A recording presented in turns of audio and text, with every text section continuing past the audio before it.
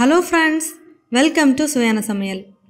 இன்னைக்கு நம்ம சுவையான சமையல் சேனல்ல குலோப் ஜாம் எப்படி செய்யறது அப்படிங்கறத பார்க்க போறோம்.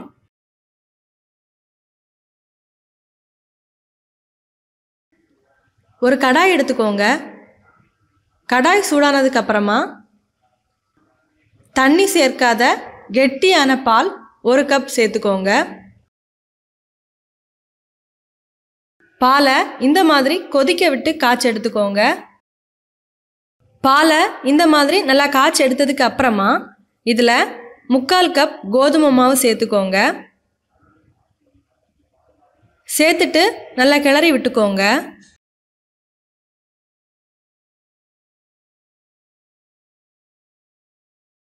இந்த மாதிரி கெட்டியான பதத்துக்கு வந்த உடனே ஸ்டவ் ஆஃப் பண்ணிக்கோங்க. இப்போ இதில் 1 டேபிள் ஸ்பூன் நெய் சேர்த்துக்கோங்க. சேர்த்துட்டு இதை நல்லா மிக்ஸ் பண்ணி எடுத்துக்கோங்க. இப்போ இந்த ஸ்பூனாலேயே இந்த மாவை நல்லா அழுத்தம் கொடுத்து பிசைஞ்சு எடுத்துக்கோங்க.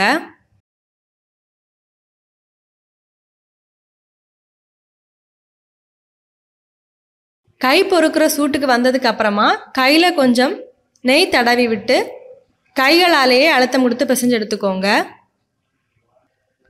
இந்த மாதிரி அழுத்தம் கொடுத்து பிசைஞ்சு எடுத்ததுக்கு அப்புறமா சின்ன உருண்டைகளாக பிடிச்சு எடுத்துக்கோங்க. உருண்டைகளாக பிடிச்சு எடுத்ததுக்கு அப்புறமா உள்ளங்கையில் வச்சு லைட்டாக தட்டி விட்டுக்கோங்க.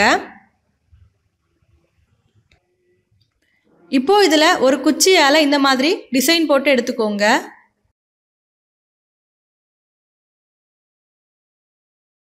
இந்த மாதிரி எல்லாத்தையுமே செஞ்சு எடுத்துக்கோங்க.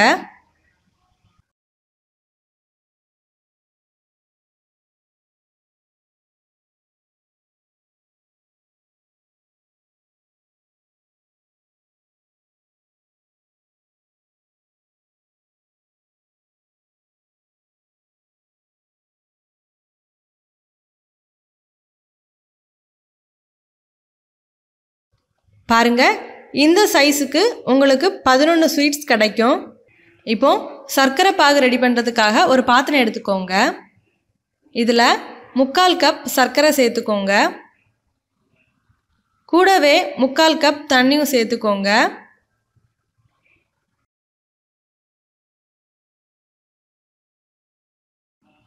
இதில் வாசனைக்காக 3 ஏலக்காவை தட்டி சேர்த்துக்கோங்க. பாருங்கள், சர்க்கரை பாகு கொஞ்சம் கெட்டியான பதத்துக்கு வந்தாச்சு. இப்போ ஸ்டவ் ஆஃப் பண்ணிடலாம். இப்போ ஒரு கடாய் எடுத்துக்கோங்க. கடாய் சூடானதுக்கு அப்புறமா இதில் எண்ணெய் சேர்த்துடலாம். இந்த எண்ணெய் நல்லா சூடாகட்டும். எண்ணெய் நல்லா சூடாகியாச்சு. இப்போ இதில் நம்ம ரெடி பண்ணி வச்சுருந்த ஸ்வீட்ஸை சேர்த்துடலாம்.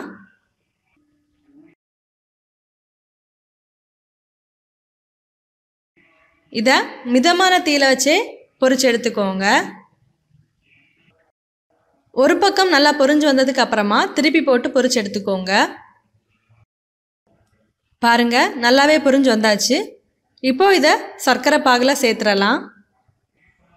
இதை 1 மணி நேரம் இந்த சர்க்கரை பாகில் நல்லா ஊற விட்டுக்கோங்க.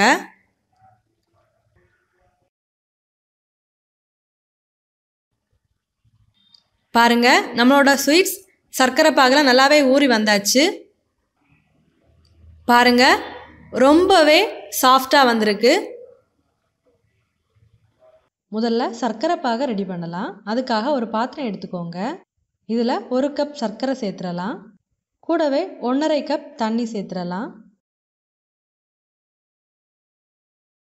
இதை ஒரு வாட்டி நல்லா கலந்து விட்டுக்கோங்க.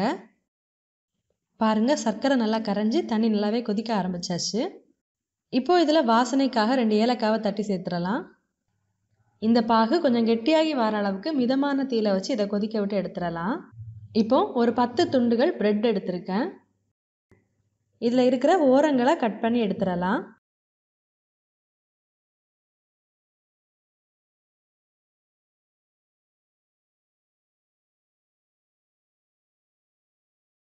இப்போ இந்த மாதிரி பிரெட்டை உதுத்து எடுத்துக்கோங்க.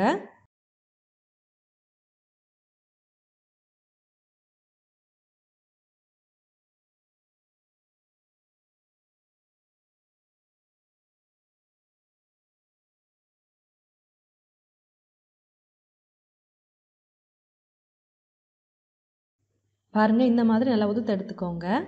காய்ச்சி ஆற வச்ச பால் ஒரு 1/2 கப் எடுத்திருக்கேன். இப்போ இதில் கொஞ்சம் கொஞ்சமாக சேர்த்து நல்லா பிசைஞ்சு எடுத்துடலாம்.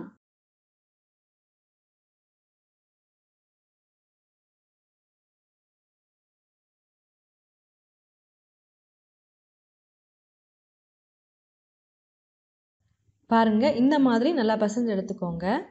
இப்போ இதை ஒரு 5 நிமிஷம் அப்படியே விட்டுறலாம். பாருங்க, சர்க்கரை பாகு கொஞ்சம் கெட்டியான பதத்துக்கு வந்தாச்சு. இப்போ ஸ்டவ் ஆஃப் பண்ணிடலாம். பாருங்க, இப்போ இதை இந்த மாதிரி உருண்டைகளாக பிடிச்சு எடுத்துக்கோங்க.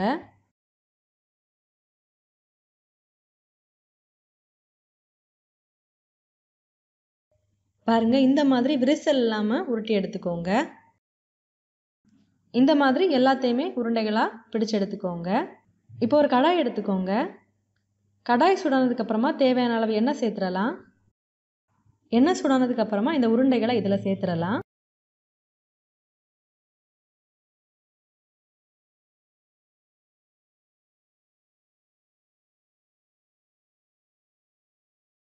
இதை மிதமான தீயில் வச்சே ஃப்ரை பண்ணி எடுத்துக்கோங்க. இந்த மாதிரி உருண்டைகள் உடையாமல் லைட்டாக ஒரு ஸ்பூனால் திருப்பி விடுங்க. அப்போ தான் எல்லா சைடும் ஒரே மாதிரி ஃப்ரை ஆகும்.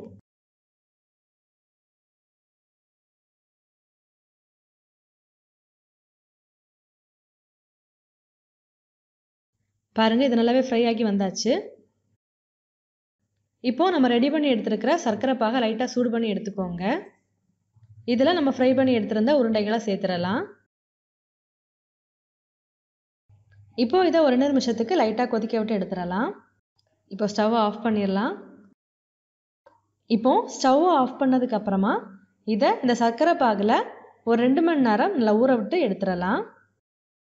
பாருங்கள், ரொம்பவே சுவையான பிரெட் குலோப் ஜாமுன் ரொம்பவே சுலபமாக ரெடி ஆயிடுச்சு.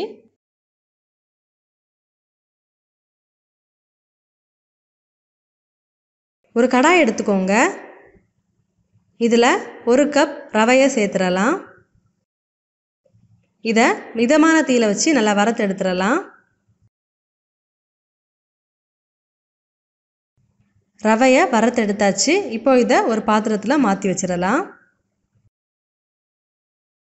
அடுத்ததாக சர்க்கரை பாகு ரெடி பண்ணலாம். அதுக்காக ஒரு பாத்திரம் எடுத்துக்கோங்க. இதில் 3/4 கப் சர்க்கரை சேர்த்துக்கோங்க. இது கூடவே 3/4 கப் தண்ணியும் சேர்த்துக்கோங்க.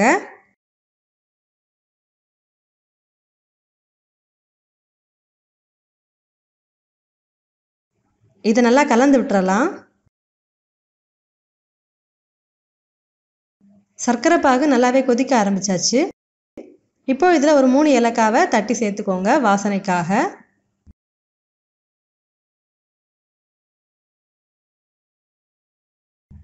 அரை கம்மி பாகு பதம் வந்ததுக்கப்புறமா ஸ்டவ் ஆஃப் பண்ணிடலாம். இது தனியாக எடுத்து வச்சுக்கோங்க. ஒரு கடாய் எடுத்துக்கோங்க. இதில் 2 கப் தண்ணி சேர்க்காத கெட்டியான பால் சேர்த்துடலாம்.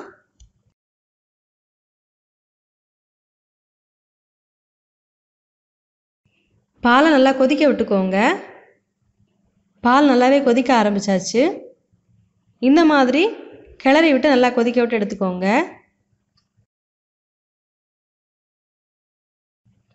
இப்போ இதில் நம்ம வறுத்து எடுத்து வச்சுருந்த ரவாவையும் சேர்த்து மிதமான தீயில் வச்சு நல்லா கிளறி விட்டுறலாம்.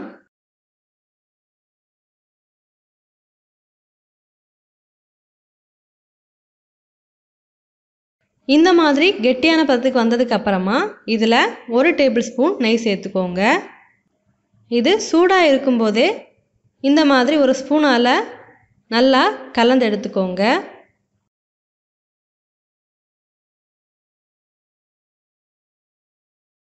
இது கை பொறுக்கிற சூட்டுக்கு வந்ததுக்கு அப்புறமா மறுபடியும் 1 டேபிள் ஸ்பூன் நெய் சேர்த்து இதை நல்லா பிசைஞ்சு எடுத்துக்கோங்க.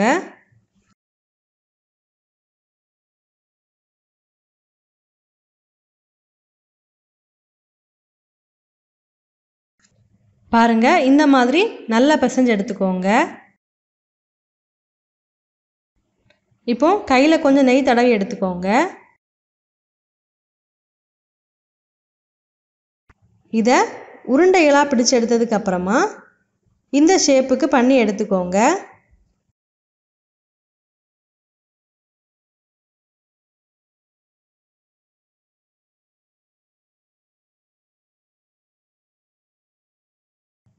இந்த மாதிரி எல்லாத்தையுமே பண்ணி எடுத்துக்கோங்க.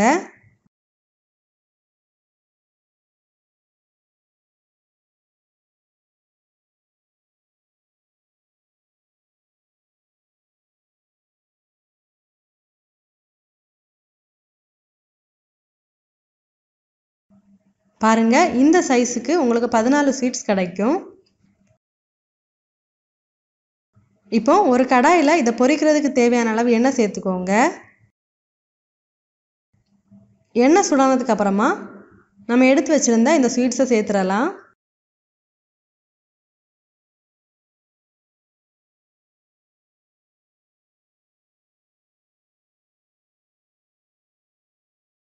சேர்த்துட்டு மிதமான தீயில வச்சு நல்லா பொரிச்சு எடுத்துக்கோங்க. ஒரு பக்கம் நல்லா குக்காய் வந்ததுக்கு அப்புறமா திருப்பி போட்டு வேக வச்சு எடுத்துக்கோங்க. பாருங்க, இதை ஃப்ரை பண்ணி எடுத்தாச்சு. இப்போ இதை நம்ம ரெடி பண்ணி எடுத்திருந்த சர்க்கரை பாகில் சேர்த்துடலாம். இது சூடாக இருக்கும்போதே சேர்த்துக்கோங்க. இந்த மாதிரி எல்லாத்தையுமே எண்ணெயில் போட்டு பொரிச்சு எடுத்துக்கோங்க. இதை சர்க்கரை பாகில் 3 மணி நேரம் நல்லா ஊற விட்டு எடுத்துக்கோங்க. இந்த ஸ்வீட் பார்த்தீங்கன்னா வெளியே மொறுமொறுப்பாகவும் உள்ளே ரொம்ப சாஃப்டாகவும் இருக்கும். ரொம்பவே சுவையாக இருக்கும்.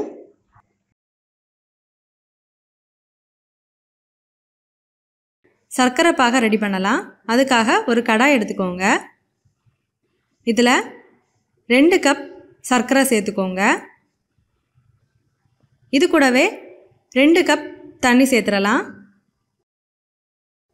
இதை பாகுப்பதம் வார அளவுக்கு நல்லா காய்ச்சி எடுத்துடலாம். 375 கிராம், அதாவது கிட்டத்தட்ட 3 கப் குலோப்ஜாம் மிக்ஸுக்கு இந்த 2 கப் சர்க்கரை அளவு கரெக்டாக இருக்கும். பாருங்கள், பாகு நல்லாவே கொதிக்க ஆரம்பித்தாச்சு. இது இருக்கட்டும். நம்ம இப்போ குலோப்ஜாம் செய்கிறதுக்கு உருண்டைகளை ரெடி பண்ணலாம். ஒரு பாத்திரம் எடுத்துக்கோங்க. இதில் 375 கிராம் குலோப்ஜாம் மிக்ஸ், அதாவது கிட்டத்தட்ட 3 கப் அளவு குலோப்ஜாம் மிக்ஸ் சேர்த்துடலாம். இது கூடவே 1 டீஸ்பூன் நெய் சேர்த்துக்கோங்க. சேர்த்துட்டு இதை நல்லா மிக்ஸ் பண்ணி எடுத்துக்கோங்க. இப்போது இதில் கொஞ்சமாக தண்ணி சேர்த்து இந்த மாவு கையில் ஒட்டாத அளவுக்கு பிசைஞ்சு எடுத்துக்கோங்க.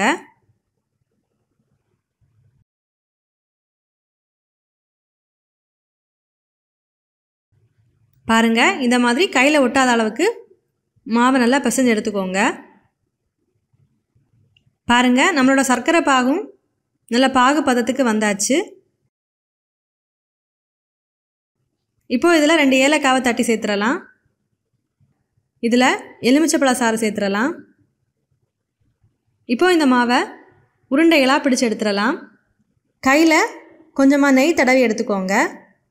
இந்த மாவை இந்த மாதிரி உள்ளங்கையில் எடுத்து நல்லா அழுத்தம் கொடுத்து பிசைஞ்சு எடுத்துக்கோங்க.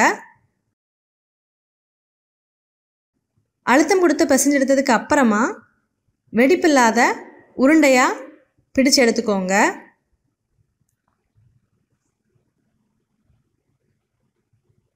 பாருங்கள், வெடிப்பு இல்லாமல் இந்த மாதிரி சாஃப்டான உருண்டையாக உருட்டி எடுத்துக்கோங்க. இந்த மாதிரி எல்லா மாவையுமே வெடிப்பில்லாத உருண்டைகளாக பிடிச்சு எடுத்துக்கோங்க. நீங்கள் உருண்டைகளாக பிடிக்கும்போது கொஞ்சம் சின்னதாகவே பிடிச்சு எடுத்துக்கோங்க. ஏன்னு பார்த்தீங்கன்னா இது எண்ணெயில் போட்டு பொரிக்கும்போது இது கொஞ்சம் பெருசான உருண்டைகளாக ஆகும்.